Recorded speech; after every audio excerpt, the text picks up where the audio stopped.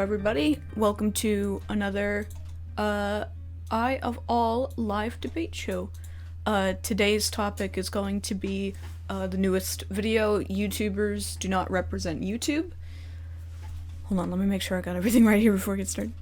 Also, I apologize if you can hear any banging or things like that outside.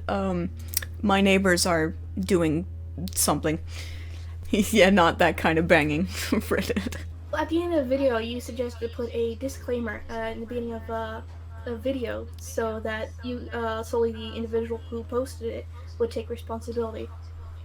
Since the topic that they put would still be illegal, that wouldn't prevent them from any real them get arrested kind of thing. My question is, since it was your idea to put a disclaimer before a video, do you fear that viewers will affiliate you with the people who use the disclaimer before the illegal content posted on the site? So, the disclaimer isn't to excuse illegal content. It's not for illegal content, stuff that could be rightfully taken down if it's against the rules or against laws or anything like that. It's to protect the uploader of the video from being punished for having certain opinions or expressing certain things, even if it doesn't align with whatever YouTube's grand vision is. It would not absolve them from any responsibility for illegal activities, anything against the rules, anything like that. It would just be to protect the bearer of the opinion from being associated with YouTube and punished on their behalf. Specifically in reference to something like the Voxadpocalypse, where YouTube decided to step in and mess with someone's channel purely on the grounds that he was expressing an opinion different than whatever YouTube's grand vision is. And that's not their place, so having a disclaimer would bar YouTube from having to step in, because they would have this thing like, look, it says there, this isn't our responsibility, it's not breaking the rules, it's just his opinion. His, hers, theirs, whatever's opinion. So it wouldn't be for actual illegal stuff. Having an opinion isn't illegal. No, I don't mean, having an opinion is legal, of course not. I mean, they videotape themselves doing illegal acts. And nothing about opinion. Just, them videotaping themselves doing literal illegal things. And then YouTube having to be like, oh shit, now we gotta take heat because one person did something stupid on camera. Yeah, it wouldn't protect them from that. YouTube can step in when they're doing something against the rules, like, say, stomping cats to death, or, posting videos of someone raping someone else. YouTube absolutely has the right to step in because it's against their terms of service. Having an opinion is not against the terms of service, even if that opinion is inflammatory or controversial. It is still not their job to step in when something like that happens. I've also seen people's videos be demonetized before they are even uploaded. Is this a new site regulation to prevent any more incidents from happening? It wasn't just yours, it's been others. No, so it definitely wasn't just my video. This is YouTube's thing. This is part of their... Sorry, they're being really loud. This is part of their demonetization structure. Just... It's not so much that they demonetize when they disagree with you necessarily, unless they manually step in. It's more an automated system that scans the transcript of your video, so the words you speak in it, as well as the metadata you attach to the video, and if it is considered non-advertiser friendly by whatever parameters YouTube sets, which we don't know for sure, we can only guess and speculate, if it happens to coincide with that, then the video will be demonetized.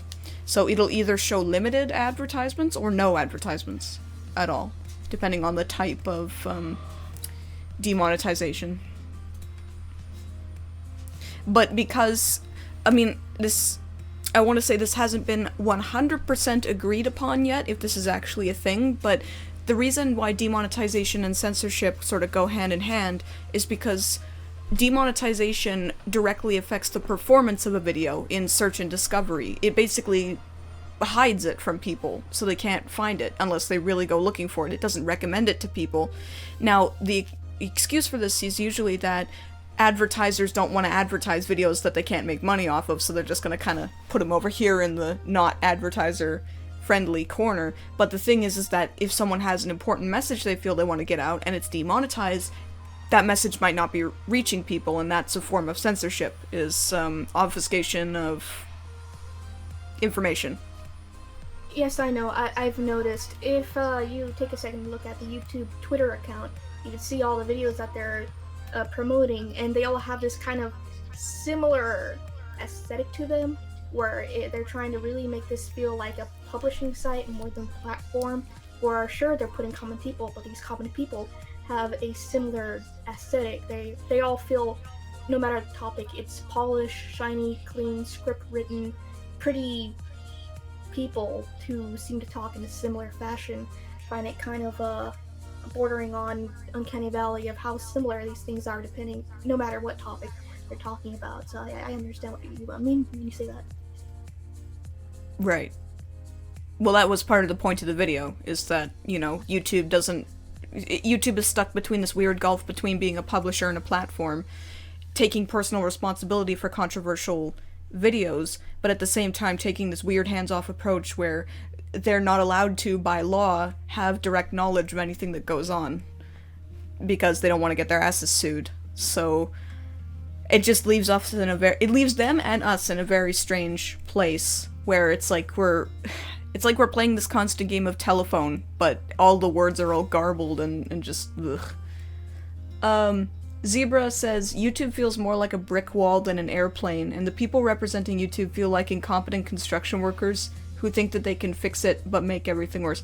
Yeah, I mean, I could have gone with a whole bunch of different types of, like, similes when comparing YouTube to something, but I feel like the threat of YouTube crashing their plane and killing all of us is more of a, like, threatening simile than a brick wall, but I see what you're saying, for sure.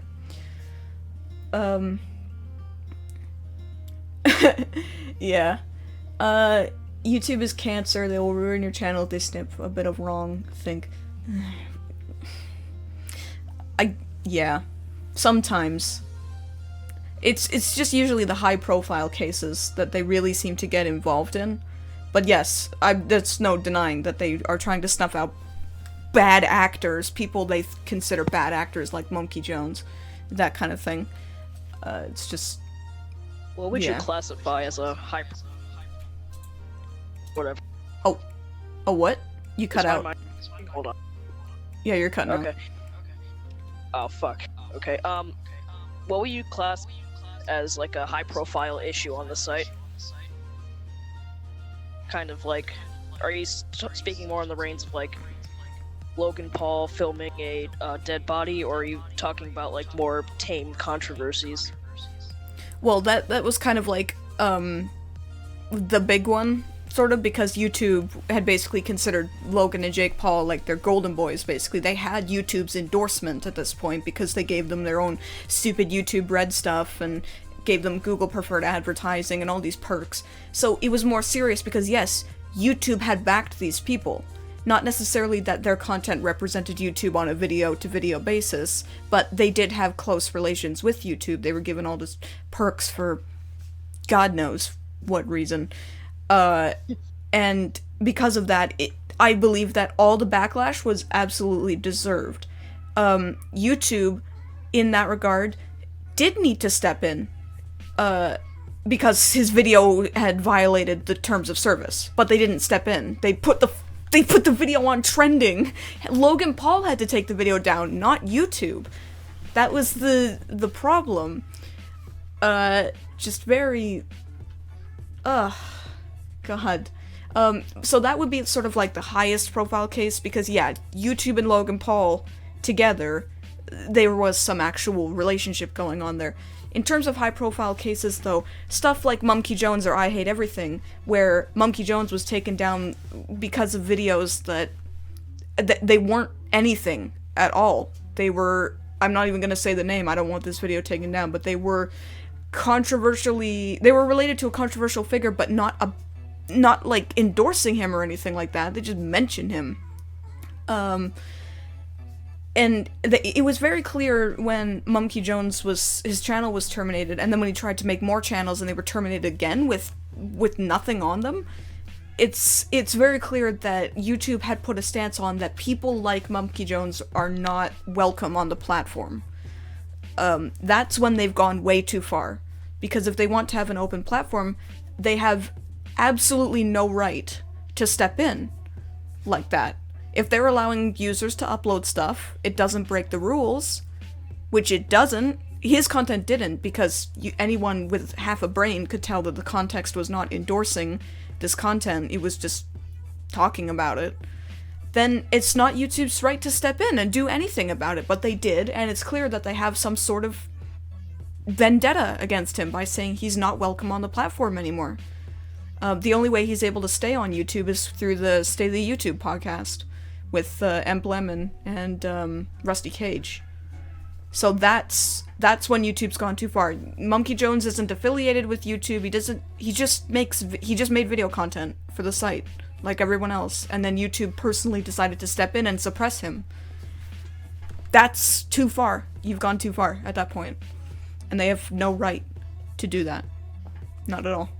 Yeah, well, I thought I did. Oh, I would like to address something as well. This came up in the comments of the video, and I did respond to them. I responded to the comments. Hey, Hanabi. But, I just want to go over it officially, outside of the comments section. Also, I apologize that the text is being cut off again. I still haven't been able to get that functioning properly.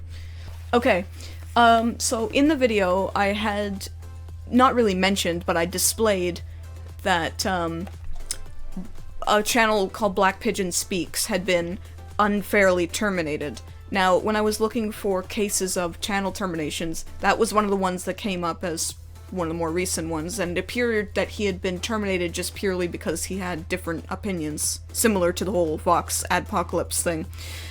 So I featured I just put a picture of his channel during that little sequence there. And then I got a comment from someone who says that I defended Black Pigeon Speaks because of that. Thank you for the follow, Sodengritter16. Anyway, so then there was a reply to that comment that said, I don't know why they, meaning me, would support someone who literally believes she is of a lesser person. Sol, have you ever looked at his videos? It is really telling you put him there with people who are not that. That is a huge insult to the other three. When you make videos, make sure you look up who the people are before you give them a sympathy card. So, I said this in my response. I said that I didn't mention anything other than mentioning his channel termination. Just mentioning it doesn't mean I agree or disagree with what he does. Which is true. I don't know this guy. I don't know his content or anything like that. I just saw that his channel was terminated based on a difference of opinion. He didn't appear to be breaking any rules. As far as I could tell, his channel is back now. But again, just mentioning something doesn't give it an endorsement. You know, just saying like, yeah, this happened doesn't mean I agree or disagree. Defending, attacking this person, it just means I saw it and mentioned it. Just saying, for anyone who got confused why I would even mention that person. Notice that happened in your last video too, where you put a screen cap of those kind of things that you were talking about, and people going, oh, so you do this with this person because you posted it on your video. Like, no, that's not what you're saying at all. Which comments were those? Like, which previous video are you talking about? The cartoon one? Yeah. Oh yeah, when they said that I was calling all cartoon reviewers, like, bad because I featured their channels in some of the B-roll footage, even though it's just, I just searched up cartoon reviewers and that's all. It just showed them all. Not saying they're bad or good. I have my opinions on some bad and good ones, but, you know, that wasn't the point of the video. That was just, here's some cartoon reviewers. Look at them while I say my thing.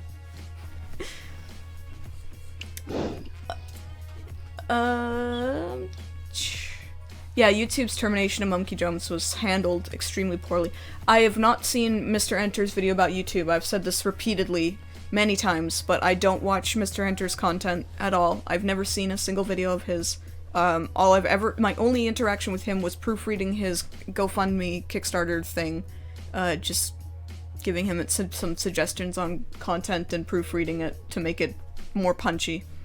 That was it. That's the only interaction. He was clearly not interested in being friends.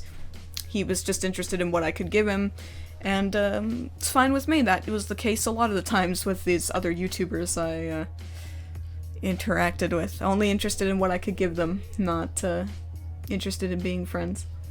But anyway, that's a different topic entirely. Alright, so there's this comment on the video. I'm not gonna read all of it because it's kind of long, but it says, YouTube needs to start being more hands-on with running the website, but YouTubers also need to stop letting crappy individuals rise to the top and getting the louder voices. YouTube doesn't cause the apocalypse. People like, and I'm not gonna say their name, do, and no one is strong enough to call people like him out. So, personally, I don't think that's the case at all. I mean, YouTube should have some responsibility, not some, well, it's kind of a weird thing, because, I mean, YouTubers, they shouldn't have to take the responsibility for other people's actions, but at the same time, I mean, it is kind of a one wreath community. We all have to support each other if we want this website to last. But I don't know. Yeah. I don't think the other content creators should be, babysitting these other people that are doing wrong things.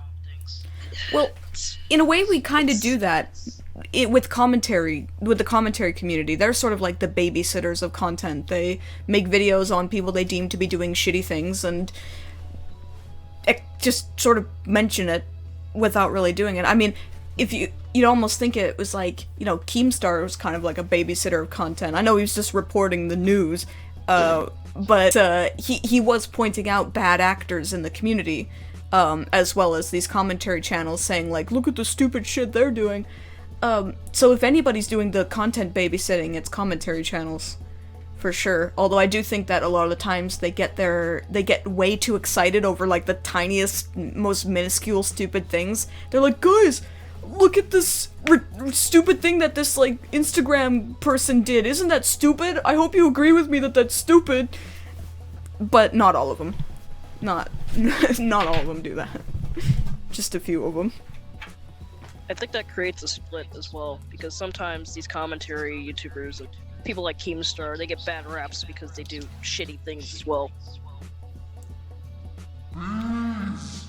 Oh, thanks for the follow, Athena Love. You know, what really annoys the fuck out of me most about modern YouTube now is whenever I see a YouTuber has the nerve to whine about demonetization.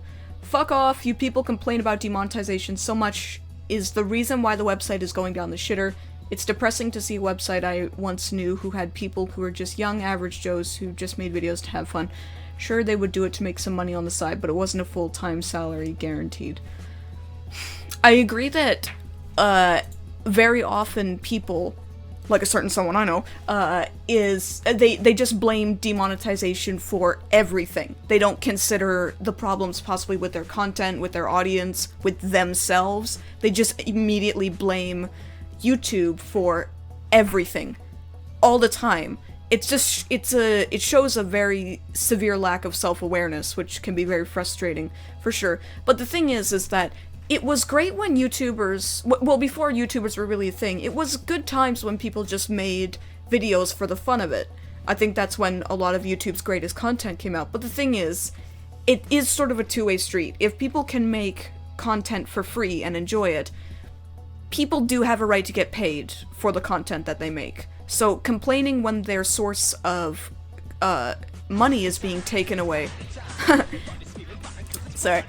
Thank you for the host, Zaku. If people are making money on something and then they make less money, I think they do have a right to complain about it.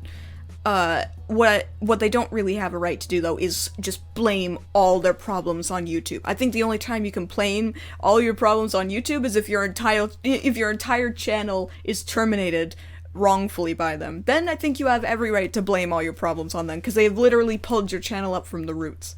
But if you're being demonetized, then maybe you have to reconsider some of your options. Maybe tone down the swearing, maybe...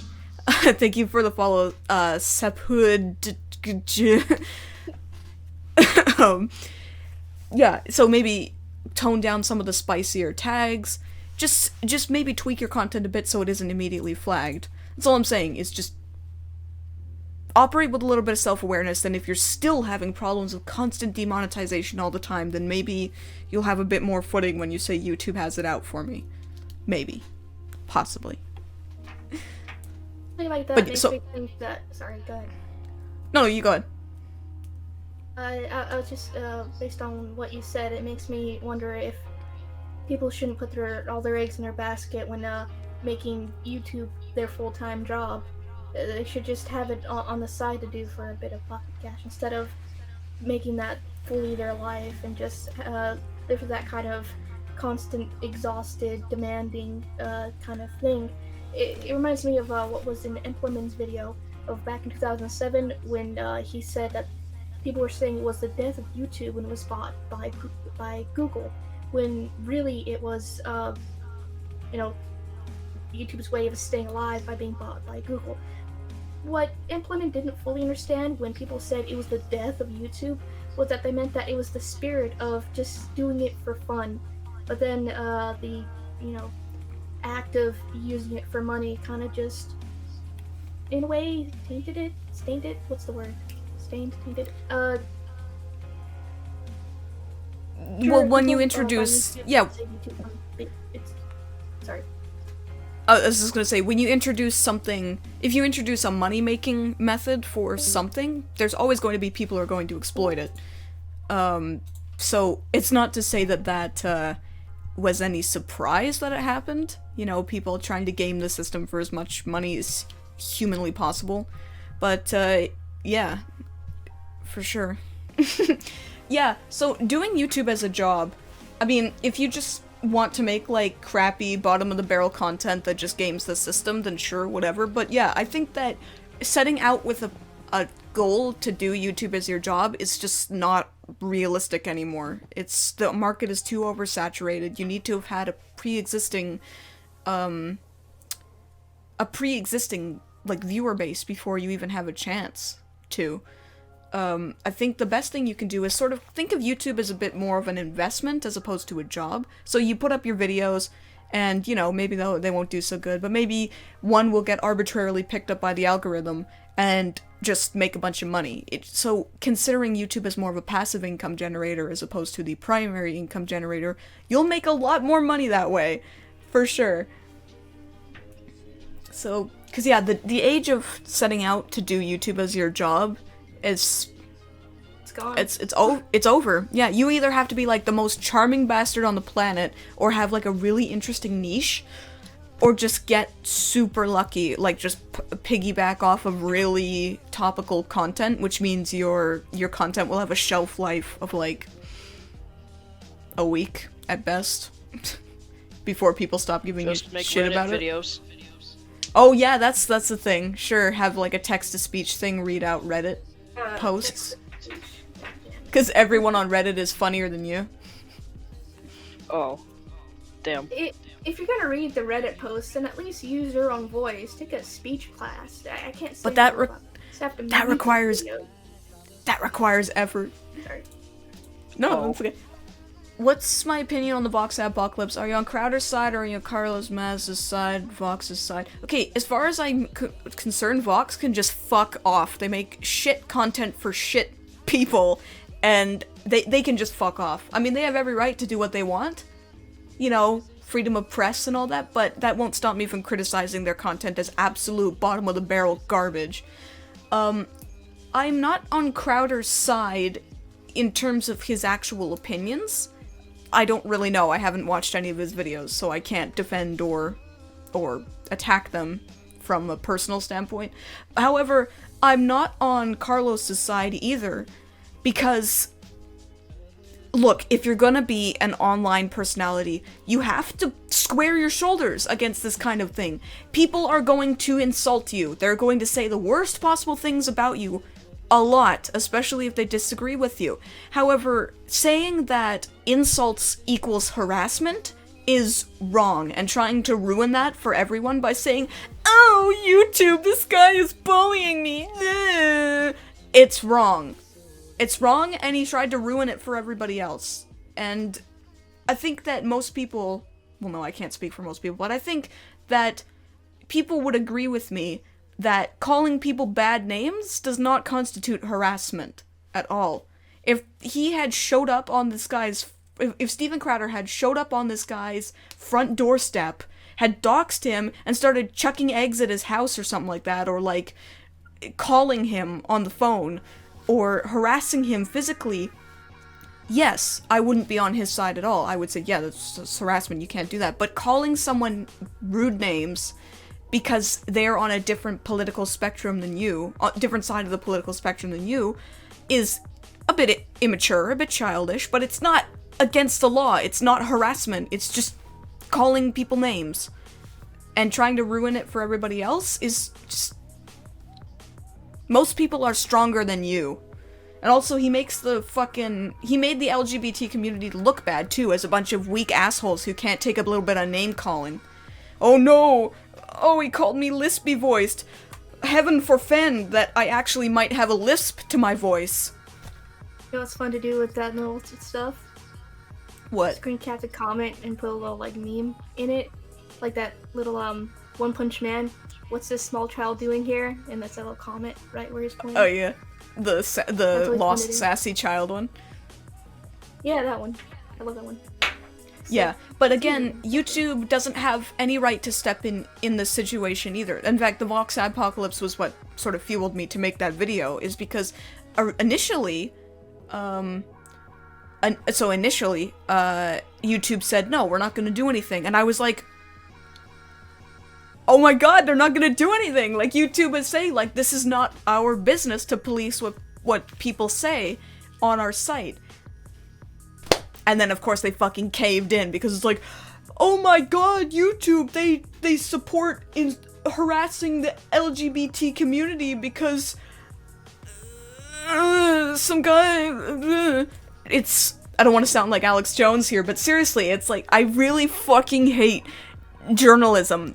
I really fucking hate news media because the way they twist stories. Did you see what the news did to Anxiety War? I actually used a clip of that news report in the YouTubers video, because they took this guy, Anxiety War, who seems like really nice, agreeable person, who literally his online career is dedicated to exposing pedophiles and getting them arrested, potentially. He's already been able to do that in multiple cases. His testimony has been able to get these people convicted and jailed, which is like, he's doing a great job. So how does the news media fucking react to it?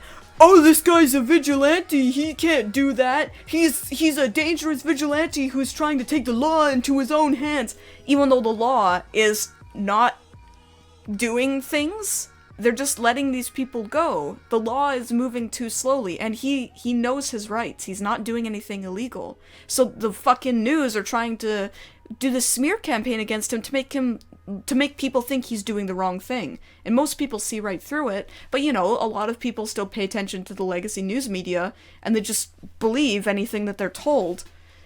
And they're like, oh, this guy's bad, he's trying to get himself in trouble because he's going to catch pedophiles and get them arrested, he's doing vigilante justice. It's like, he's picking up the slack because the law enforcement doesn't have either the time or the resources to do this sort of thing.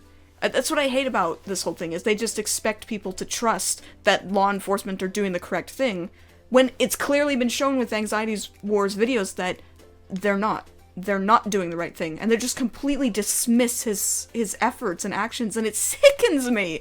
It is sickening! And that's why I hate the fucking news media. I hate journalism, I hate the news media for the way they twist these stories and make people look bad and take everything out of context, and really, actually taking things out of context. I'll be getting to that later. it's just, God. So, yeah, I think that, I had a point from what I was saying, and I completely, I'm sorry, I completely, like, diverged from that. I apologize. But yeah, it's bullshit, basically. The whole situation was bullshit, because then YouTube had to cave, and was like, oh, actually, we're gonna, demonetize him because he has shirts on his site. That's not your job either!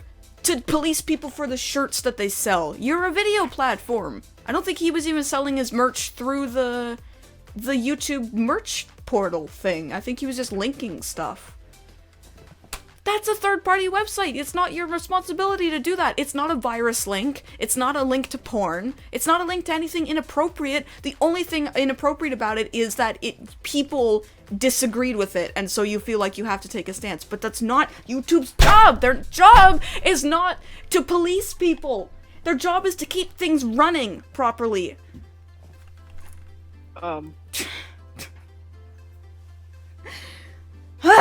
About the merchandise, I'm pretty sure it's in one of the terms and conditions. Okay. Pretty sure it's in one of the new rules that they implemented was that if the YouTuber does not get their videos monetized by YouTube, and then they put an individual link that helps get money to the YouTuber, then they will,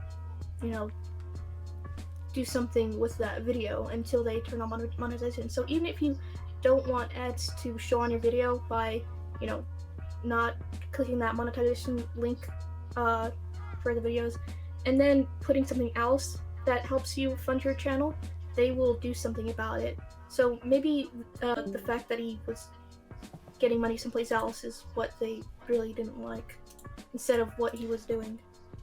It isn't like that, though. I mean, they had absolutely no problem with the link being there until this whole shitstorm started.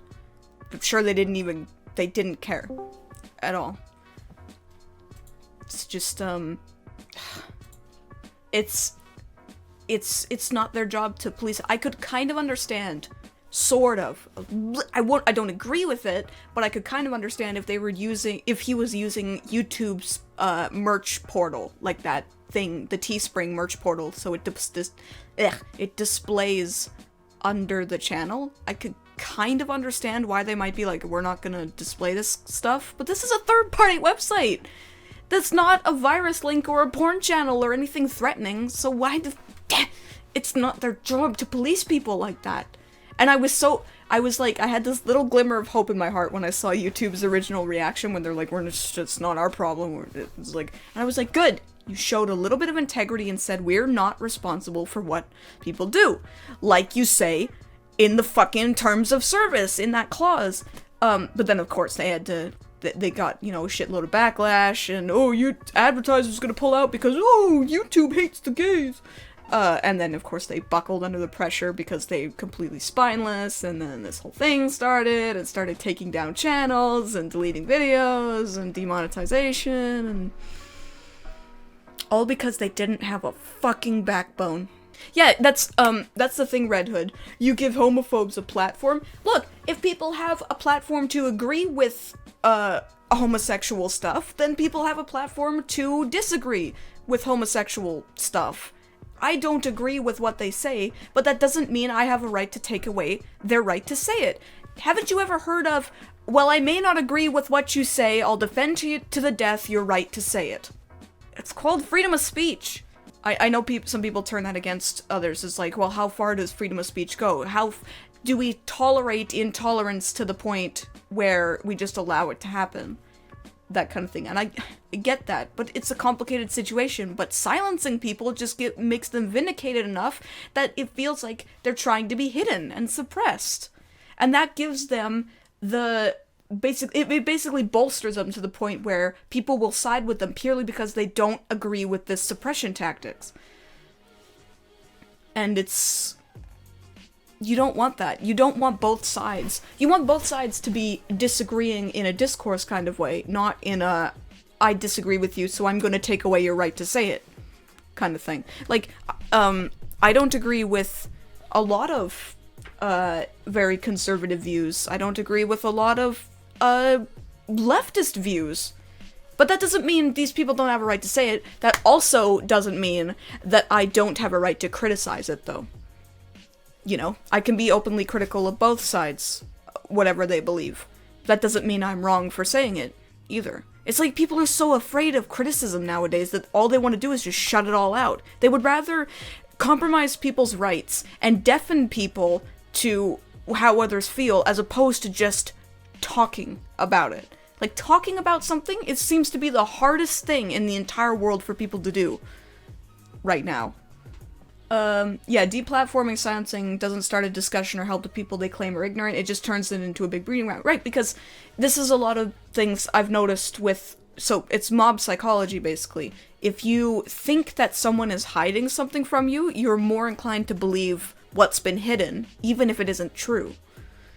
So, say, it's sort of a reverse psychology, but on a mob mentality kind of level. So, say that someone, you found a shiny rock or something like that, and then you brought it to your mom, and she said, oh, and you told your mom, I want to eat this rock, it looks shiny, and your mom said, don't eat that, something bad will happen to you. Now, a lot of people will just be like, oh, okay, I won't eat the rock then, because she said something bad is going to happen to me, but some people will use that and say, why is this bad for me? Is she maybe trying to keep me from tasting something really tasty? Does she want to keep this from me? Is she trying to hide something important from me? And then they'll eat the rock.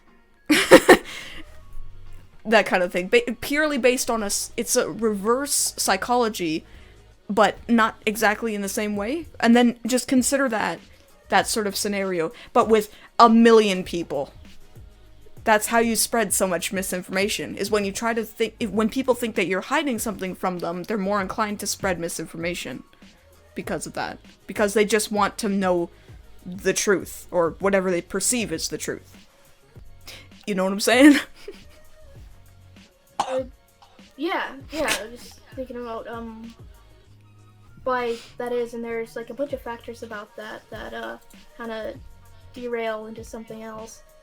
So I have a question about, what do you think will happen when somebody does do something, or what you're saying in your case, have an opinion that YouTube doesn't agree with, or that the advertisers wouldn't agree with, and that disclaimer is there? What do you think would happen?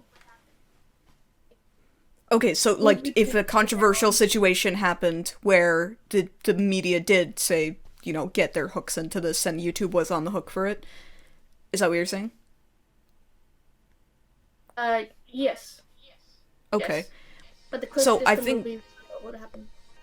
Right. So, I think in this situation, my theory, of course, like I said, I don't know if this would work or not, but my theory is that you would have something to fall back on. So if you did something controversial, again, not against the rules, just controversial, you and the media came and, you know, started trying to knock you off your pedestal, knock down your door kind of thing, you could just basically put this big disclaimer in front of them, and they might still disagree with you, they might still rag you and everything like that, but if you stand by what you say, the disclaimer, which is that I represent my own views and I am not speaking for anybody else but myself, then nothing anyone can say can hurt you at that point. That is your shield, this disclaimer. Because yeah, they can call you a bigot, they can call you a homophobe, they can call you a SJW, they can call you anything that they want. But the thing is that if you stand behind the idea that you speak only for yourself, then nothing they say can hurt you. At least in my opinion. I think the flaws in that idea is more just, well, if YouTube tries to systematically undermine your channel without your input or anything like that. But it's just for your personal creations, your content, that's the shield you stand behind. And as long as you stand behind that you are representative of your own views, then nothing anyone can say can hurt you. What about any kind of consequences, legally? Well, having an opinion isn't illegal. No. Hey, Phoenix. Sorry, I keep... what if conservatives run YouTube instead of leftists? The conservatives are pro-business and pro-unregulated capitalism, but they also believe in individual freedom and support free speech. How would YouTube be different if it was run on this ideology? I don't know. I mean, YouTube isn't supposed to be a political platform. They're just supposed to keep their site running. It really depends on how far right you go, because most, moderate conservatives, I guess you could call me a moderate conservative in some sense, really wouldn't care. They'd maybe disagree with a bunch of stuff people say, but they just let it slide because they understand the value of freedom of speech and the value that the American Constitution has. Right, but YouTube is a global platform, not just American, and free speech laws are different around the world, like in China. True. I understand that, yes, but it's... So, in your eyes, then, if YouTube was more of a conservative platform, do you think that they would advocate for free speech over everything else? Do you think that they wouldn't take a stand against particular content, even if it was super far left leaning, that kind of thing? Probably they'd let it go, because again, it's just moderate. This is just sort of from the moderate standpoint. If you go further right, they'll probably want to censor anything, left of, alt-right fascism or whatever. The way that more conservative people seem to silence others with different beliefs than them isn't so much outright censorship as it is with, more left-leaning individuals. Left-leaning individuals seem to advocate more for total censorship of ideas that aren't theirs. The right seems to get by with mockery of different ideologies, as in they don't outright censor them, but they basically take away people's ability to take them seriously by making the people who say these things look like complete idiots all the time.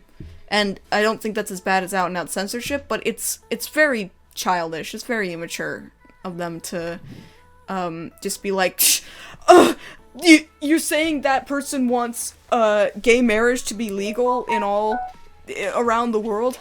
What an idiot, that kind of thing. But they usually hide it behind this sort of like pseudo-professionalism, as in like, this is the only answer to everything and everyone else around me is just dumb. At least in my perception. That might not be true in all circles. That's just what I've seen. It's certainly not true of everyone, and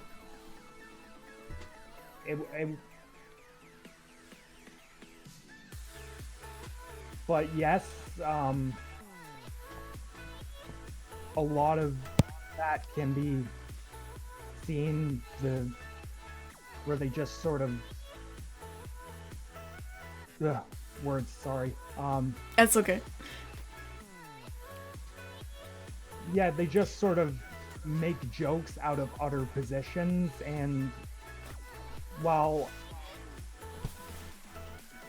I can condone some of that because some positions are just so untenable that they're only worth mocking, not all of them are, and many of them are at least worth hearing out. Right. It doesn't mean you have to agree with them, but being able to hear them out is important too. It's more about not taking away their opinion, but more taking away their right to an opinion by making them look stupid, by basically undermining their credibility. It's a lot more insidious than just outright taking away someone's platform, because you could take away someone's platform, but they're always going to find another platform to express their views, even if it isn't a mainstream platform. But there's something a lot more insidious about taking away someone's right to an opinion by undermining their credibility, because no matter where they go, no one will ever take them seriously. And that means they have no platform anywhere. So it's more about building a reputation of uncredible,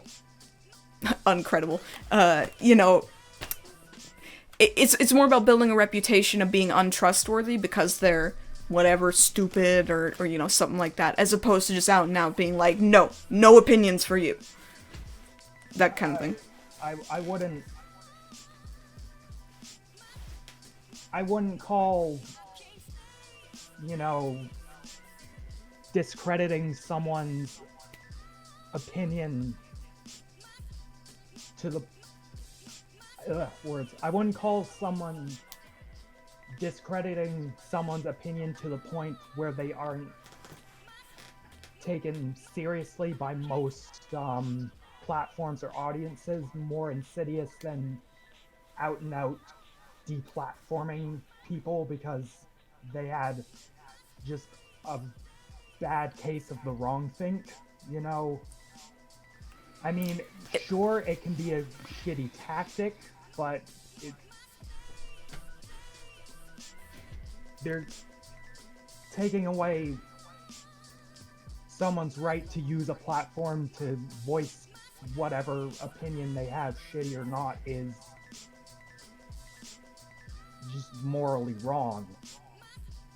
Right, but going more, so instead of going like la la la la, I can't hear you, la la la, it's more insidious because it's a lot more systematic than just covering your ears and shutting your eyes going la la la la. It's basically like it's taking away their ability to stand as opposed to taking away what they stand on. Do you know what I'm saying? Yeah, I understand that, but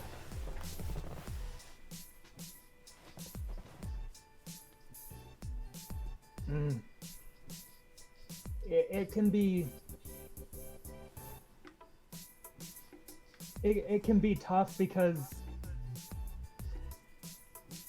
in this day and age, views can be easily misrepresented and easily twisted, and words can be easily twisted into something people, you know, didn't say or didn't mean. But even in like, if we grant the most, you know, generous case where everyone's opinions are properly represented in a situation, sometimes, you know, sometimes people's opinions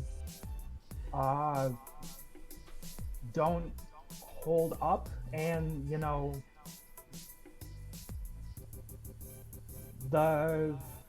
even though they're given a platform to stand on, they just can't stand, and they, you know, fall over themselves. So it can be hard to, you know, even if we grant charity, just straight up, some ideas are stupid, and why should we even bother giving them the time of day?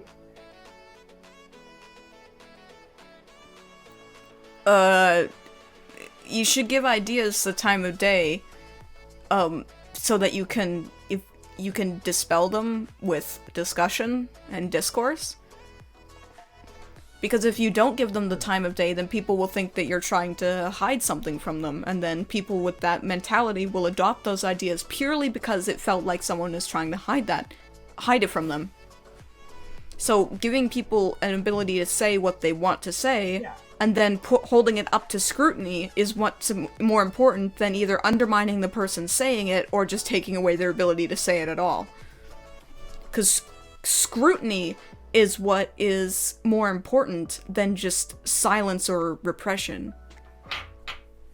This is why the fascist state comes about. It isn't because people agree or disagree, it's because they shut down any ability to scrutinize anything.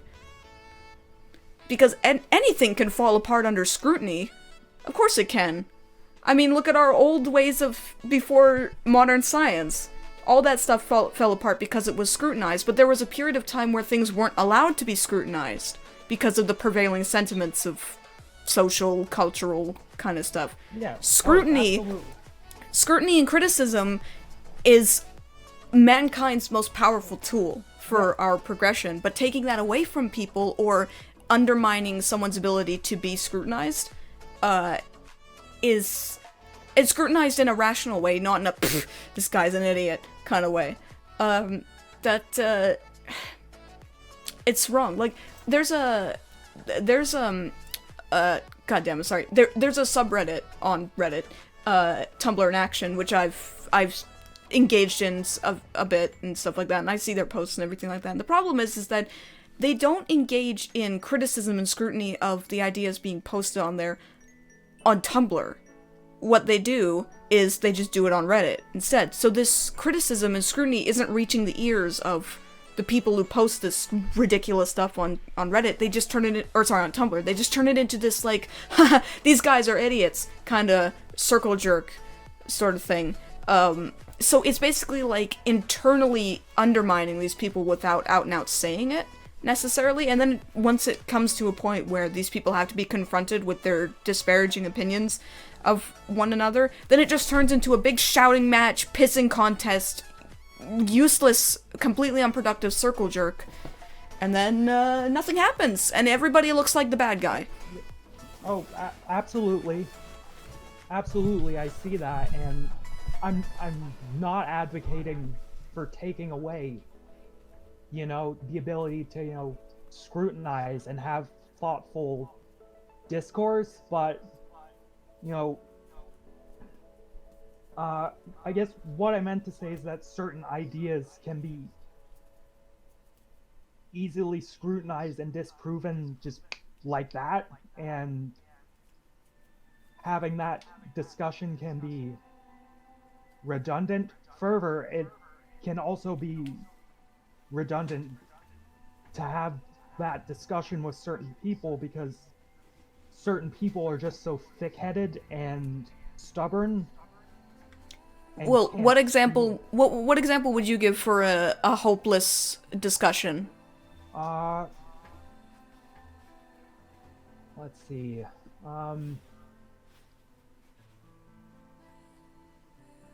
Let's see. I've had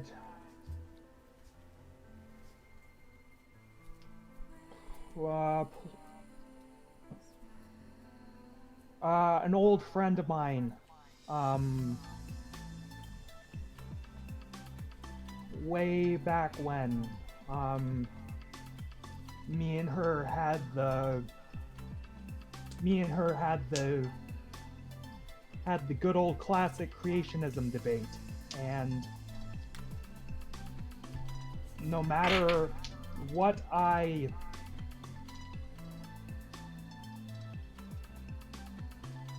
sort of argued for in the name of basic Darwinism and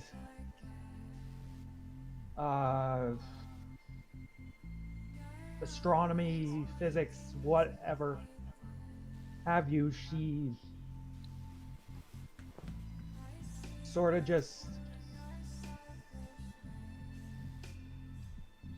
ignored it and stuck to a lot of those easily refutable just creationist arguments, Okay. ontological argument, among others. So at that point, we just sort of agreed to disagree. It was amicable, but there was no way I was, convincing her of anything else. Why would you go into a theistic discussion with the desire to change someone's mind? Why would you do that? Isn't that not the point? I mean, technically you're discussing a theoretical thing. So in terms of changing someone's mind, because theism is based on... It is theoretical, technically, because debatably we have no proof of it. So it is discussing something that is theoretical in nature.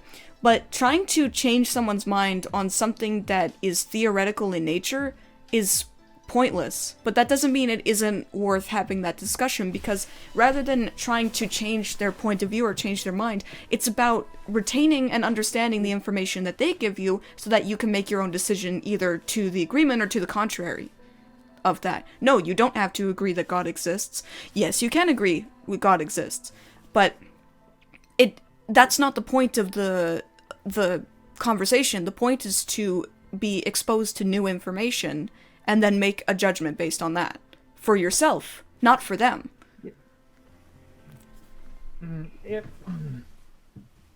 I have an issue with the statement that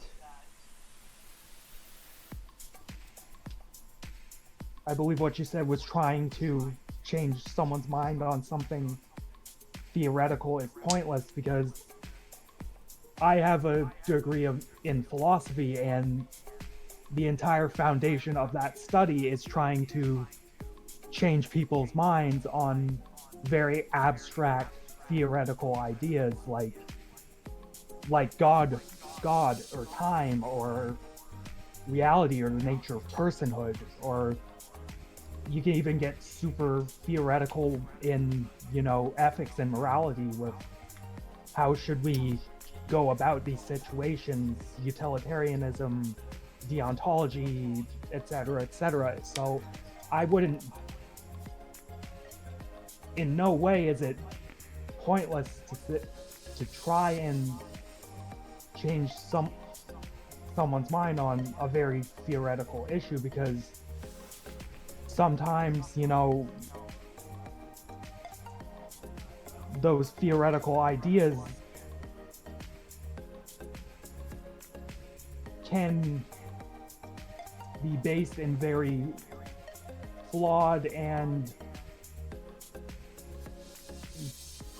tenuous to be generous, logic. Yeah, so have you ever changed someone's mind by having a discussion about this kind of stuff? I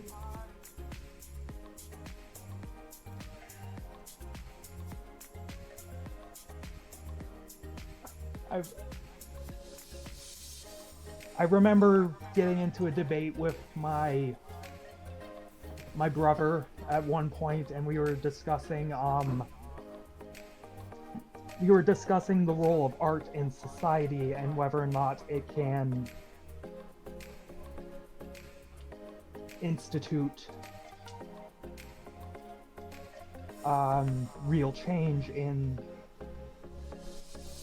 society. And he's a very hardline sort of science person, and he's very just hardline no, and I guess I would say more lenient on the subject. So when we had that debate one night, I think he came to me the next day, or a day or two after. I think I actually managed to get him to budge a bit on the situation. But that's the instance that comes to mind immediately. I'm sure there have been others. I often don't give myself enough credit in the debate category, but Okay, so in a hopeless conversation, such as the one you described earlier, so you're saying that someone who believes that it's not even worth talking about because you'll never change their mind, so they shouldn't even say it to begin with? Is that what you're saying? I mean, I would say they can voice their ideas and say it all they want, but dogmatism's a powerful thing, and it's hard to change a dogmatic mind. Right. My question wasn't more like, are religious people not willing to change their minds? My question was more that if you don't agree that someone could ever have their mind changed by what you say, sorry, the music paused. If someone could never change their mind based on what you say, then why bother having them say it at all? Isn't this more just a mindset that you disagree that they could ever give anything of value in their input, and therefore they shouldn't bother saying it in the first place? Because, again, that's what I was talking about, undermining someone's credibility before they're even able to say anything. You're not taking away their ability to say it, you're taking away your belief that what they say has any merit whatsoever, even though that isn't really how things should go. You should always be open to someone's ideas, even if you disagree with them, because then you can hold them up to scrutiny, not necessarily to change their minds, but just to show them that there are holes in their argument that they could debate. It's just people are so afraid of debate that, or any scrutiny to their ideas, that they either shut it down completely, or they try to undermine everyone else's opinion by taking away their credibility. And I think that sounds like what you're doing, maybe not intentionally, but with this discussion you've had with this dogmatic theistic discussion, is that you are not willing to budge on your ideas, which means that you will never take into account what they say and never try to take anything from that at all. That's sort of this unspoken undermining of their opinion, because you'll never take into account that perhaps what they say maybe does have merit, even if you don't agree with it. Fair, maybe I am, subtly undermining things. I'm certainly not doing it intentionally, I believe, I want to hear all ideas. But do you accept ideas? You don't have to agree with them, but accepting them.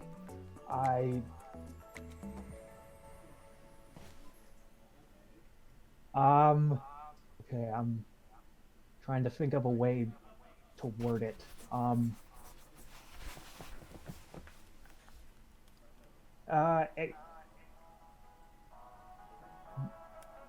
Okay, so accept in what way? Because I accept that all ideas,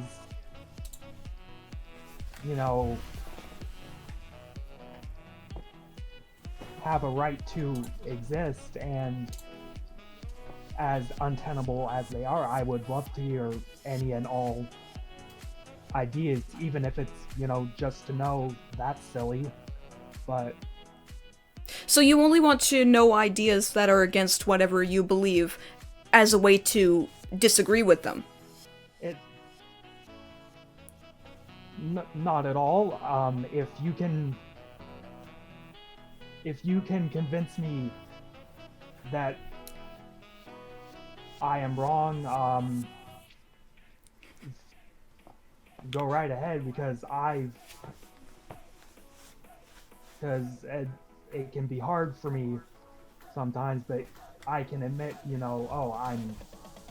I'm wrong on this. I guess I have to, rethink some things, but... Okay, well, let me describe it this way. I've also had a theistic discussion with someone who was actually surprisingly more religious than I had realized. And I was discussing with her the concept of the problem of evil, which is that if hold on. If God exists, why is there evil? Because God is an all-benevolent being. Yeah, so for those of you who don't know, the problem of evil is a question of how to reconcile the existence of evil with an omnipotent, omnibenevolent, and omniscient God. I've had this discussion with this person, and I am 0% religious, not even giving a shit enough to call myself atheist. She is very religious, but not in an orthodox sort of way. She just believes in her own way. Right. I had this discussion with her, not because I wanted to impress upon her the idea that I was right and she was wrong. I wanted to hear her impressions of this issue, or, this topic. I wanted to hear her impressions of it, how it affected her, and how she would consider it to be true in her mind, that evil could exist.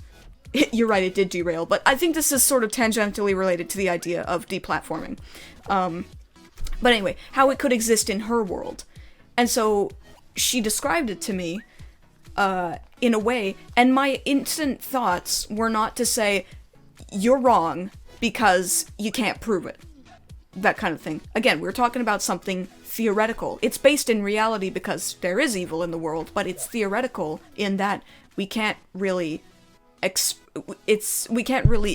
it in terms of a physical god impressing this upon reality, that kind of thing.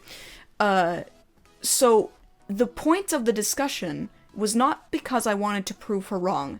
It was because I wanted to see how, in her world, it works. For her. Because in my world, it doesn't work. And that's why I went into that discussion. Right.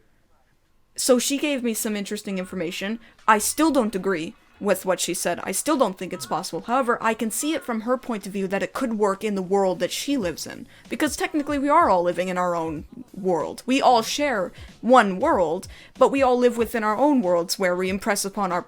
we impress our personal opinions and thoughts upon people in order for them to get a glimpse of our world. You know? We can never really see eye to eye with each other, but taking people's ability to say that stuff, to express that stuff away from them, or undermining the world that they come from without engaging with it in any significant way, is wrong. That isn't why we should discuss things with people, not to prove each other wrong or right, but just to get a glimpse into their world and how they see how it could work or couldn't work. Idea like that collides when it comes down to factual things that have been proven, with people still going, hey, even though all these facts exist and it's been proven to be real, there are people, oh, I disagree with that. Exactly. Like, what the hell? It can... Again, So, Zebra, sorry, I am going to be making a video about that topic eventually. Just saying. Exactly. It can be hard coming from a world of philosophy where, you know, you just want people to see logic, and they're not. But everybody's world operates on a different logic. It's the logic we create for ourselves. In some people's logic, they see things a different way, or a certain way. In other people's logic, they see it a different way. That's how we can have such a brilliant melting pot of ideas, because the logic that our personal worlds operate on is contrary to the logic of the real world, sure, but that's how we get all these fascinating ideas and discussions going on. Oh. Because we do all live in our own little personal worlds, and I think that the practice of psychology in itself is a little bit... I don't really want to say pretentious necessarily, but I think it's trying to add reason, you know, facts and logic. It's trying to add facts and logic to something that can't possibly be understood fully ever, because we even the people who theorize in psychology live in their own worlds too, and what they believe is right operates on their own personal logic. So it like, we got the gist of it, but we can't really describe it. We can't really impart, like, the true nature of that on people, because we'll never be able to understand people fully without being inside their heads. And we can't do that. It's another fun topic, is even though we are having conversation, we're not fully conversing. Like, if I were to describe, oh, I see a white bunny in front of me, my image of what I describe is going to be a different image to you, and you're... Yeah, no, everyone's perception of the world is slightly different. There's, like, sure, a baseline which we can all agree upon, but, you know, everyone's going to be looking at something from a different angle or a different direction or with a different mindset, and it's all going to be the same, and I'm fine with that. But Saul, you mentioned, you know, you mentioned it being pointless because everyone has their own internal logic, but there's a difference between formal logic and informal logic. When people converse day to day, we're using like informal logic, but a lot of arguments that in that informal logical world, in some instances, can be brought into what's known as formal logic, where there's actual formulas and ways of proving, you know, this argument has this structure, this argument doesn't make sense because this doesn't follow from this, and it can't follow from this. So the baseline logic we operate on, though, still isn't universal. I mean, some people out there believe that there's real magic in the world. We have all this proof in the world that we don't have that, but some people believe that. They'll use whatever they can to... They'll use whatever signs they can find to work towards that logic. You know, using signs and symbols and stuff like that. Most people would write it off as coincidence. However, if you believe that the world operates on that kind of logic, then it just makes sense to you. Just makes sense. It's like how people can believe in ghosts. Ghosts aren't real, but you can use whatever signs, symbols, anything like that, to feelings. You can just use your own feelings to convince yourself that this is the world we live in, that these types of things exist. And when you are living in your own world of logic, there's really nothing you can do to convince someone that they're wrong. You can present all the facts and logic you can, but this is the logic that their world operates on. That's why things like otherkin exist. Yeah, it just makes sense to them. We see it as some sort of mental illness. I'm not saying it isn't, but it makes sense to them, therefore that is how it is. Yeah, no, and really it... Don't get me wrong, like, I don't want to take away anyone's right to say anything, or, you know, or their right to believe anything they want. If they want to believe what they want, go right ahead, as long as it's not hurting anyone. But like, sometimes it hurts people, though. Then what?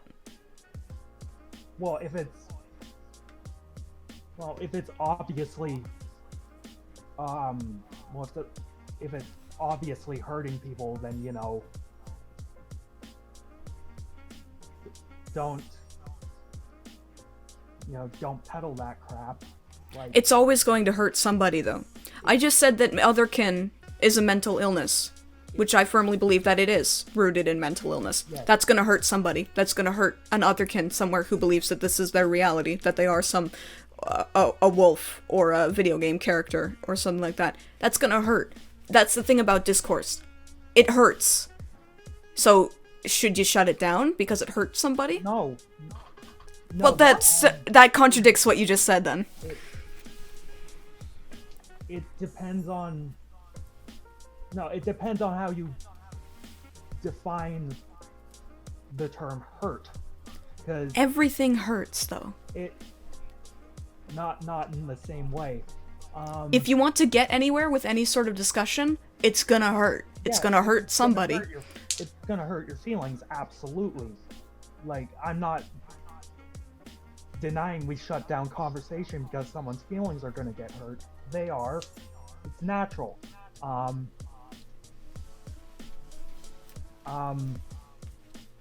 mean, once it crosses into the realm of, you know,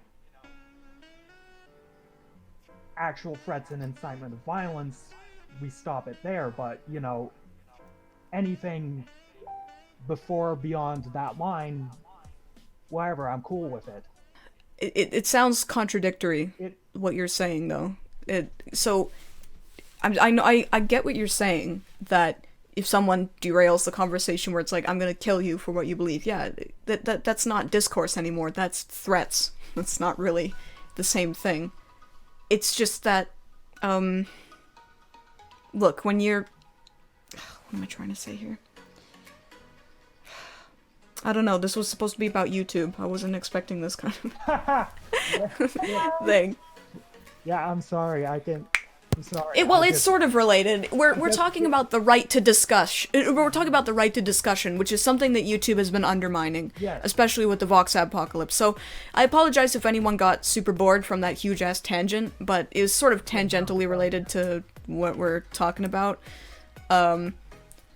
This is what happens when I enter a discussion. It can just derail into philosophy nonsense.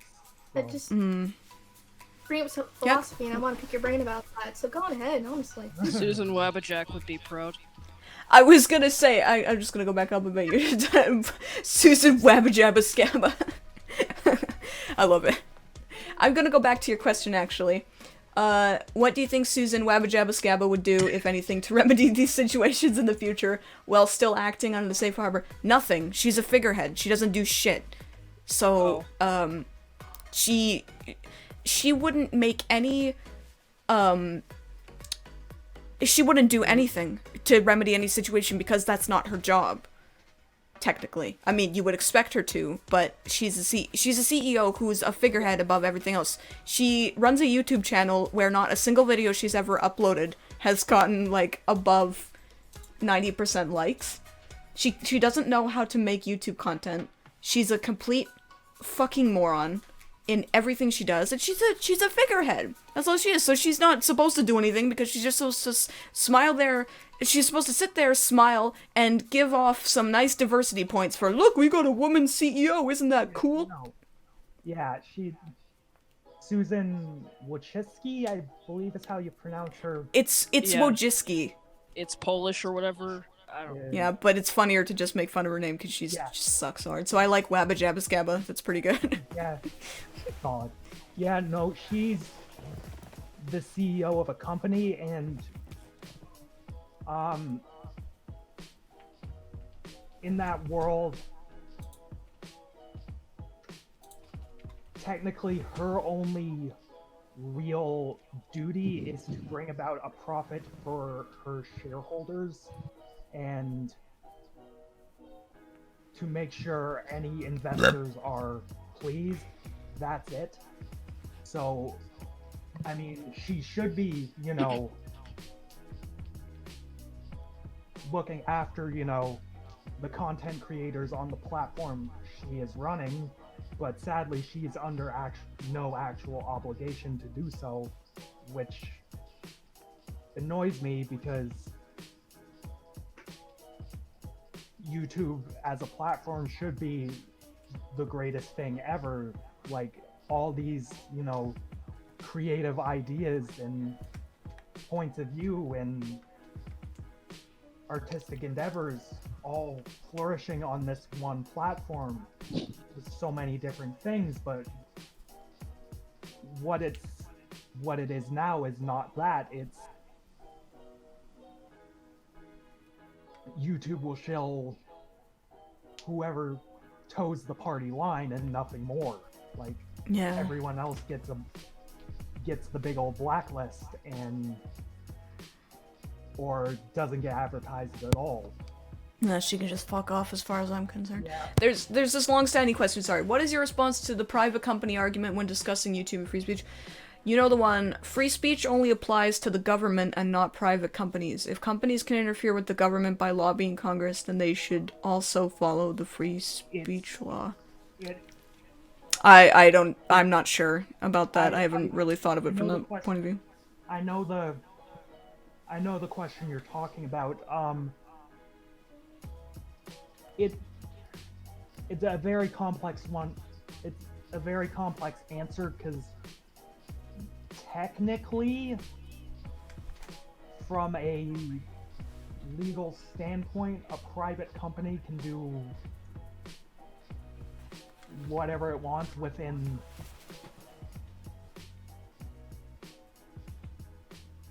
the realms of the law, and in theory at least.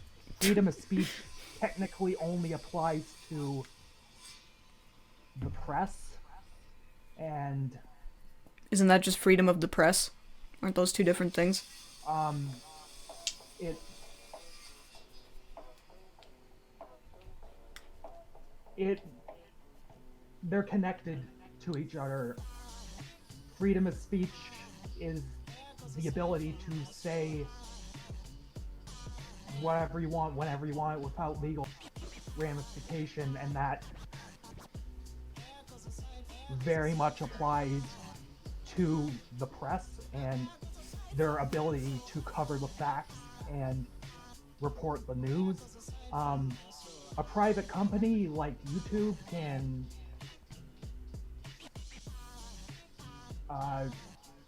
shut down anyone they want. It's not technically, and it words, sorry, I'm Well, while you're thinking of that, can I just interject real quickly? I think it all boils down to, if you have to say, I'm all for freedom of speech, but if you have to append a but to that statement, then you don't advocate for free speech. If you have to put all sorts of caveats on it, then you don't advocate for free speech. freedom of speech is an absolute, absolutely. Yeah, But it's in the legal sense, free speech is a check on the government. It's not a check on private corporations. Private corporations can do whatever they want with their user base. Technically speaking, should they do it? No, because free speech, above all else, is a principle, and if your company is not following that principle and blatantly censoring people, I'm not gonna be the biggest fan of that. That's I why think that if a company wants to operate in a certain country whose laws advocate for freedom of speech, then they have to follow that as well. Just be all end all. They have to abide by it. That's my opinion. Yeah. Again, it's more for a private company to do it. It would be purely a principle thing.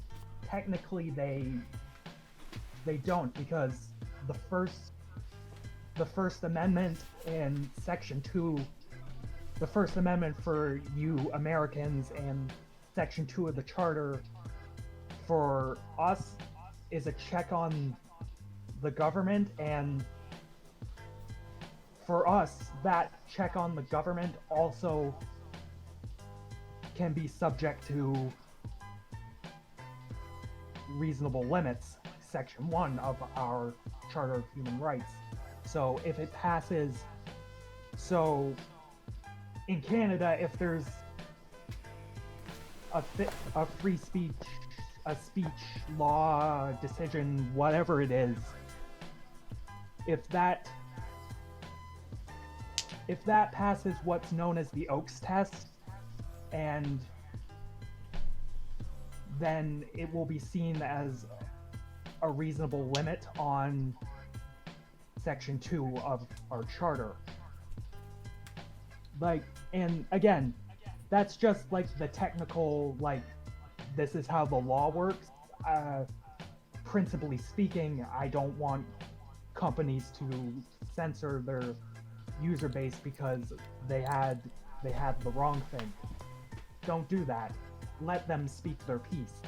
Let them freely do what they want on their on your platform.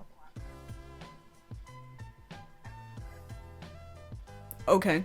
Well, I don't agree at all. I think that if a company wants to operate in a certain country, it needs to follow all of the laws. All of them, including free speech. Yeah. To me, my personal belief is when it comes to freedom of speech, and I've said this before, but either all of it's okay or none of it is. And if you have to give a platform to all ideas, then you have to be willing to be critical and scrutinize ideas, not just shut them down. Because it doesn't mean that every idea has merit, but what it does mean is everyone has the right to express whatever they want and put it up to scrutiny and criticism. And if it doesn't survive under scrutiny and criticism, then that's it. That's the end of the conversation. First, like, freedom of speech should, or not freedom of speech, just the idea of discourse and discussion in general should operate like a meritocracy, in that the ideas that hold up the most under criticism and scrutiny go to the top and become the commonly agreed upon baseline, but the ideas that don't hold up under scrutiny or criticism, they're not quelled necessarily. People are going to believe what they're going to believe and say what they're going to say. But it basically would determine our baseline of understanding. But that's not how it works, because people are being silenced and they're being repressed, and yeah, when you say, oh, I'm all for freedom of speech, but I don't like it when people say this, you don't advocate for freedom of speech then. It's the tone. It's it shifts from plain discussion to discourse because of the person's tone. If they change it from calm to yelling, then it's no longer discussion. It's just no. Yeah, no. Oh, and so I don't disagree with anything that you're saying. Again, principally, like, I don't disagree. Like, if you want to run a platform like YouTube or a social media platform, you have to let everyone speak and say their piece, and do so comfortably knowing they won't get the ban hammer for saying something that goes against the party line. Like, I don't disagree with that, but I guess what I was going on about earlier was just me being a pedantic twat hammer, because philosophy is all about, semantics, and, what I was saying is technically this is the case, but principally this should be the case, and I don't necessarily agree with, how it's handled technically. Zebra, is it okay if a company like YouTube takes down videos like ISIS beheading videos? Yeah, because that's against the terms of service. That's violent and extremist content. So and yes, illegal. There's no debate there. It's against the rules. It should be taken down. The debate is whether or not people deserve to be taken down just for having their own ideas that are contrary to whatever YouTube happens to think or feel. Absolutely. As if YouTube has the ability to feel. So you're right, Agility. There is a difference between PewDiePie saying the N-word and ISIS beheading videos. PewDiePie, well, maybe he should have operated with more discretion in that regard, because he already had a very critical eye on him because of his previous smear campaign stuff. He should have had far more discretion than he did. However, he has a right to say what he wants. It may be an offensive word, but he has the right to say it. Again, not saying I agree with his discretion in that instance. However, I very much firmly believe that either all of it's okay or none of it is, and I do not agree with what you say, but I'll defend to the death your right to say it. And he has a right to say it. It's not against the law to say that word, even though websites really hate it. The fact that you give that word this power over people, that this is where we draw the line. You cannot say this word in any context ever, no matter what it is. It's wrong. You give certain phrases and words that much power, then the only use it will have is for people to exploit it. Yep. Not to help anybody, but to hurt people. And, so he definitely could have had more discretion. However, that doesn't mean he didn't have a right to say it. Let me just find it, because that reminds me of a great quote. It's the suppression of the word that gives it the power, the violence, the viciousness. And, yeah, you censor something, you bring intrigue to it, you give it all that much more power, because people want to know what this forbidden fruit is, Exactly. It's like I was talking about with the rock analogy earlier. There is nothing special about this rock that you brought to your mommy to come and see. There is nothing special about it. It's just a rock. However, because she says, no, you can't engage with this rock in the way you want to, that means you've given it the power to be something more than it is. And then you might end up hurting yourself because of that by eating it or shoving it up your ass or something like that. What the fuck? I'm just saying. It's all about, it's the perception that gives something its power more so than the thing itself. I mean, look, we have become so desensitized to the word fuck and shit and bitch and cunt and, you know, all these swear words that it's just like, they can appear uncensored on mainstream cable shows now because we're just so desensitized to it. So, the only way to take away something's power is to take away the perception that it's powerful. Yes. No, I've always maintained that words are just arbitrary noises that come out of our mouths, and the only power or meaning that words have are the ones we attribute to them. So you put a word in one context, it can mean one thing. You put a word in another, it can mean something else, and it can either take away or detract from that power.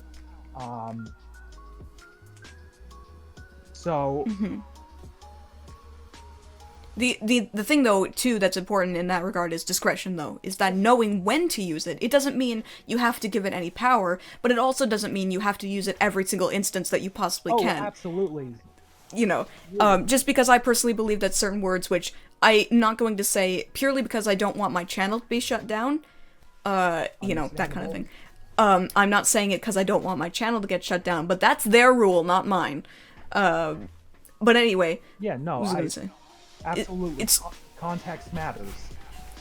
Yeah, but not to a website and a machine. Machines don't understand context, so...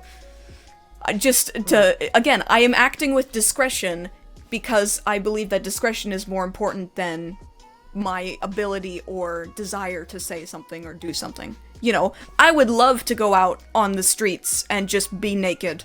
I like being naked. I don't really like wearing clothes very much. I prefer just being naked. However, I act with discretion because I am aware that it is not socially or legally acceptable to go out on the street completely naked. What I want is not more important than what is allowed.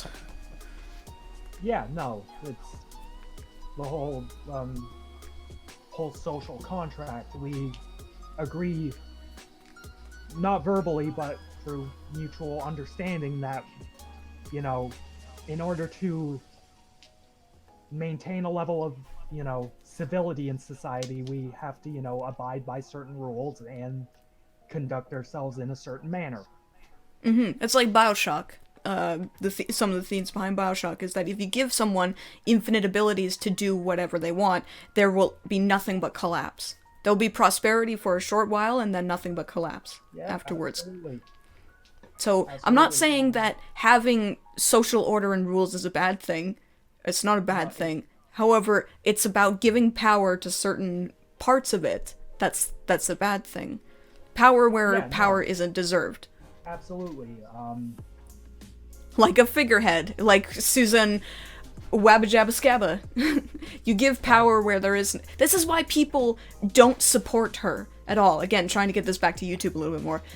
People don't support Wabba-Jabba because she has no perception of power in the public's eye. She is just a woman who says things. Yeah. And that gives her no power. Compare her to someone like Elon Musk. People have a lot more respect for him because he is perceived as someone who is powerful, who can get things done, who has a lot of money, that kind of thing. Is a big meme lord. It's how you perceive something that gives it its power as opposed to the power itself. And this is what we were talking about too with philosophy, is some people operating on their own logic. They give their own logic more power over the logic that we agree upon, the logic that there is no magic, there is no ghost, there is no god, that sort of thing. The power that they give to their own logic overpowers the logic that we agree upon. So yeah, it really is just about giving power in places where there is none. and how we perceive it. If you believe that a power, a godlike power has given you strength to do something, then that's all you need. That's all the convincing you need, and no amount of logic or facts or discussion or anything will change your mind, because that's the power you have given to this idea and your perception that there is no other explanation to it. It does just boil down mostly to an idea of power dynamics. I give no power. Yeah, I give no power to the idea that there is a god, that Susan Wabajaba is anything good. Susan Waka Flame. She has no power in my eyes, therefore she is powerless. It doesn't mean it's true, because she is the CEO of a major company, but in my perception, she is powerless. And that's why I'm not afraid of her. Godly given thing. What about genetic inheritance? Say, they genetically inherit this possibility to have that power. Do you believe in that possibility? You talking like X-Men? Or, like, what? What are you talking about? Sure, let's go with X-Men. Something mutates and, well, not something that extravagant, but just something else. Say, like, knowing that you are good at things and also bad at things, you think that there's a possibility that genetic inheritance or something about you gave you that ability to be good at these things? So you're asking. Not. So no. You're asking if certain skills and traits are hereditary? Well, I can tell you for a fact that I have blue-green eyes because I inherited blue-green eyes from my mom and my dad. That is a fact. That is not, it's not up for debate. There's no power dynamics involved because it is a fact. You can see it in my eyes. My eyes are blue-green because I inherited them from my mother and my father. But what I didn't inherit from my mother and father is the words I say and the things I feel and the person I am. You don't inherit the person you are. No, not the person you are, but the other abilities that you have. What? I don't understand. Are you talking about, like... What abilities are you talking about? Things that you are good at. You gotta prove what you're good at, though. Say, if you said you're good at gymnastics and you suck ass, you're not good at gymnastics. I'm just not sure what you're talking about. Are you talking about, like, extra sensory perception or something like that? No, not some kind of extravagant ability. Just something like you wake up and find out that you're good at something and you just have no explanation for why. Well, there is something as innate talent, for sure. It may not be inherited, but you just might be good at something. Really good at it for no particular reason. For no particular reason. Yeah. I don't know, though. That doesn't... I'm not really sure what this has to do with the conversation we were having. Well, I mean... to be fair, this whole conversation so far has been a giant tangent, but, I think it's tangentially related for sure. I mean, we're talking about just platforms and how people use them. Whatever. I mean, I'm just happy to talk about stuff. Don't judge me! I'm not judging you. I'm a big fan of stuff. Okay, how do you think it would be possible for YouTube to be both a platform and a publisher without clashing those two ideals together and making They can't. Okay. Yeah, it really... There is no way for them to be both. Because a platform and a publisher have two distinct goals from each other. And they're not compatible goals at all. The only thing that is the same, that you could argue is a compatible goal, is their desire to make money. Which is not... It's just like, whatever. Every business's goal is to make money. Yeah, and a great way for YouTubers that have been evolving along with that concept is that they've gone out and found their own, those ad people, they find their own, what's the word? When they get a company to individually go to that YouTuber and help them gain more money and ad revenue that way. They've gone and done that, and outside of YouTube just to earn more money that way. They're thinking the same logic as YouTube, but doing it individually for themselves by looking for other companies instead of relying on YouTube's ad revenue. I think that's a pretty clever and creative way to go about it when they want to do it full time. Yeah, but you can't rely on that. You know, like Jim Sterling, he funds his show through his Jimquisition show through Patreon because he doesn't want to run ads, which is very respectable. However, he has a large audience, and most people can't expect to get funded just purely from the goodness of their viewers' hearts, unless they're already very big. Yeah, no. Patreon takes fees out of that, so it's not completely going to them. Yeah. I would go Right. for PayPal. It gives less fees and goes straight. Yeah, to them. no, and just Phil DeFranco, he's crowdfunded. His business model is purely independent, but he also takes sponsorship. He also sells things. He diversifies. Like unless you have this ridiculous gargantuan fan base, you need to find multiple ways to make money in order to make being a content creator a decent living, a way to survive. Yeah. If I had a large enough audience, I would like to actually not fund stuff through ad revenue. Like, I would prefer not to be, as some advertising companies bitch, I would prefer to just fund it through the goodness of people's hearts, but I have a problem where I can't ask people for money, like, ever. Yeah. So I have a Patreon, but I don't advertise it anymore, because it's just like, it's there if you want it, I guess. Yeah, Because I don't know, I just... Make your own cryptocurrency, Soulcoin. I actually asked my coworker about how cryptocurrency works a few days ago, and he tried to explain it to me, and I'm just like, I don't understand how it works. I mean, it's not like he did a bad job explaining it, but it doesn't make sense to me. Like, where does the value come from? But whatever, that's a whole nother topic entirely. yeah, Totally not related. yeah. I don't quite feel like discussing the economics of cryptocurrency. Yeah, me neither. I'm really hungry, and I want to wrap this up soon. So thanks everyone for joining in for this debate. I know a lot of it was very kind of getting off on tangents and everything, but you know what? I just prefer keeping people talking, so it's fine. Thanks for joining in the live chat as well, all you guys. I think what I'm gonna do for next time is just add like a little window that shows who's talking, so that people can see who's actually talking. I will get that set up for next time. Thanks to everyone in the Twitch chat who joined in, asked their questions, and had some fun. Alright, you guys have a good night/day, and I will see you later. Alright, see ya. Bye. See ya. Bye, everyone. See ya. Bye-bye.